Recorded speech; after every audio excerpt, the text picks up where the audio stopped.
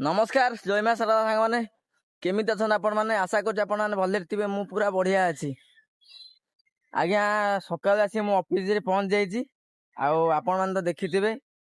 गत काली थिला मो सांगर हलदी आज तार बाहाघर आ देखो सकाळ मु काम को पळे आसी ऑफिस की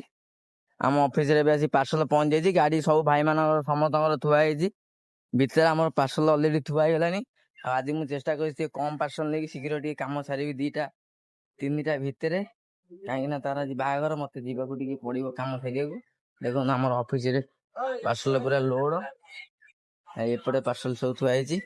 मंटू भाई ये आम थकापण बड़ा बही देखो ऑफिस भीतर माहौल ये होती सोन फुटुका आई होता जानते आम मानस भाई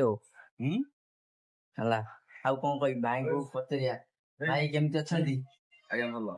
ଭାଇ ପୁରା ବଢିଆ ଅଛନ୍ତି ବିନ୍ଦାସ ବିନ୍ଦାସ। ଆଉ ଏଇ ଭାଇ ଆମର ତାଙ୍କ ଜୀବନ ସାରା କାନରୁ ଫୋନ କାଢି ପାରିଲେନି ଦେଖୁଛନ୍ତି ତ ଆଉ କଣ କହିବି ଚାଲନ୍ତୁ ଆଗକୁ ଆଗକୁ ଦେଖା ହବ। ତ ସକାଳେ ଆପଣ ଦେଖିଥିଲେ କି ମୁଁ ଅଫିସ ରେ ଥିଲି ତ ଅଫିସ ରୁ ବାହାରିକି ଆଜି ଆଣିଥିଲି ମୁଁ 50ଟା ପାର୍ସଲ ଆଉ 50ଟା ପାର୍ସଲ ରୁ ପାଖାପାଖି 35ଟା ଭଳିଆ ଗଲା ଆଉ ଯାହା ରହିଗଲା ପାର୍ସଲ ଆଉ ଗଲାନି ଆଉ ମୁଁ ଭାବିଥିଲି ମାନେ ଅଧିକା ଆଣିଥାନ୍ତି ପାର୍ସଲ ଆଣିଲିନି ଶୀଘ୍ର ମତେ କାମ ସାରିବାର ଅଛି ଆଉ ପାଖାପାଖି ଟାର୍ଗେଟ ନେଇଥିଲି 1 ରୁ 2ଟା ଭିତରେ ସାରିବା ପାଇଁ ତ 1 ଭିତରେ ମୋର ଏବେ ସରିଯାଇଛି ଏବେ ଖାଲି ଯିବି ଅଫିସରେ ଡିପୋଜିଟ୍ କରିବି ତାପରେ ଘରକୁ ଯିବି କାହିଁକି ନା ଆଜି ମୋ ସାଙ୍ଗର ବାହାଘର ଅଛି ତ ବରଯାତ୍ରୀ ଯିବାର ଅଛି ବହୁତ କିଛି କାମ ଆହୁରି ବାକି ରହିଯାଇଛି ତ ସେ କାମ ଗୁଡାକ ସବୁ ହବ ଆଉ ଏବେ ମୁଁ ପଳେଇ ଆସିଲି ଦେଖନ୍ତୁ ସବୁ ମୋର ପାର୍ସଲ ଶେଷ ମାନେ ଯାହା ରିଟର୍ନ ପାର୍ସଲ କେବଳ ଅଛି ଫେରିଗଲା ଯୋଉଗୁଡାକ ଏମିତି ଆଉ ଗୋଟେ କଥା କି ଆଜ୍ଞା ଆଜି କାବିଲପୁର ଆସିଥିଲି ମୁଁ ମାନେ କାବିଲପୁର ବୁଢୀ ଜାଗୁଆଇ ମନ୍ଦିର ପାଖରେ ଜଣେ କଷ୍ଟମର କୁ ପାର୍ସଲ ଦବା ପାଇଁ ତାଙ୍କର ପାର୍ସଲ ଟା ମୁଁ ନେଇକି ଆସିଛି ଗୋଟେ ଶାଢୀ ଥିଲା ତ ସେ କଷ୍ଟମର କୁ ମୁଁ କହିଲି ପାର୍ସଲ ଟା ରଖିବେ ସିଏ ମତେ କହିଲେ ଆଜ୍ଞା ଆମେ ଗୋଟେ ମଜାରେ ଏମିତି କରିଦେଇଥିଲୁ ଆଉ ପାର୍ସଲ ଟା ଆମେ ରଖିବୁନି ତମେ ନେଇଯାଅ ପାର୍ସଲ ଫେରେଇକି। ତ ଏଇଠି ଗୋଟେ କଥା ମୁଁ କହିବି କି ଆପଣଙ୍କର ମଜା ପାଇଁ କାହା ପେଟକୁ ଆପଣ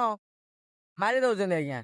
କିନ୍ତୁ ସେଇଟା ଭଲ ଜିନିଷ ନୁହେଁ ଆପଣ ଅର୍ଡର କରିଛନ୍ତି ରଖିବେ ତାପରେ ଫେରେଇବେ ଆପଣ ପିଲା ଆଗରେ କହିବେ ଆଜ୍ଞା ଆମେ ଗୋଟେ ଖୁସିରେ ମଗେଇଥିଲୁ ଆଉ ନେଇଯାଆନ୍ତୁ ଆମେ ରଖିବୁନି ଏଇଟା କଣ ଉଚିତ କଥା ଆପଣ ନିଜେ ଆମ ଜାଗାରେ ଟିକେ ରହିକି ଭାବନ୍ତୁ। ତ ଆଉ ଆଜ୍ଞା କଣ କହିବି ତମର ବହୁତ ଡେରି ତ ଆଜ୍ଞା ହେଇଗଲାଣି ଆଉ ଖାଇନି ସକାଳୁ ଏକା ସରେକରେ କାମ ଆଜି ଛାଡି ଦେଇଛି ଏବେ ମୁଁ ଯାଉଛି ଅଫିସ କି ବାହାରିକି ଯିବି ଆଉ ସମସ୍ତେ ଆଜ୍ଞା ସେଭିଂ ଫେଭିଂ ହେଇସାରିଲେଣି ମୋ ସାଙ୍ଗମାନେ ଏକୁଟିଆ ଆଜ୍ଞା ମୁଁ ରହିଯାଇଛି ଏବେ ତ ଗଲେ ଜାଣିଥିବ ତ ଆଜ୍ଞା କର୍ମମୟ ଜୀବନ ସାଙ୍ଗ ଫୋନ କରିଥିଲା ମୁଁ ତାକୁ ତୁ ତ ଜାଣିଥିବୁ ତ ମୋ କଥା ଆଉ ମୁଁ ଆଉ କଣ ଅଧିକାଟା ଆଉ କହିବି ଏମିତି ବ୍ୟସ୍ତବହୁଳ ଜୀବନ ଆଜ୍ଞା ଯିବା କାମ ଫାମ ସାରିବା ତ ଦେଖାହବ ପୁଣି ଆପଣ ମାନଙ୍କ ସହିତ ସନ୍ଧ୍ୟା ବେଳକୁ ବୁଝିଲେ ଆଉ ଆଜି ଆସୁଛି ଡିଜେ ଅନମୋଲ ରହିଲେ ଆଜ୍ଞା ନମସ୍କାର।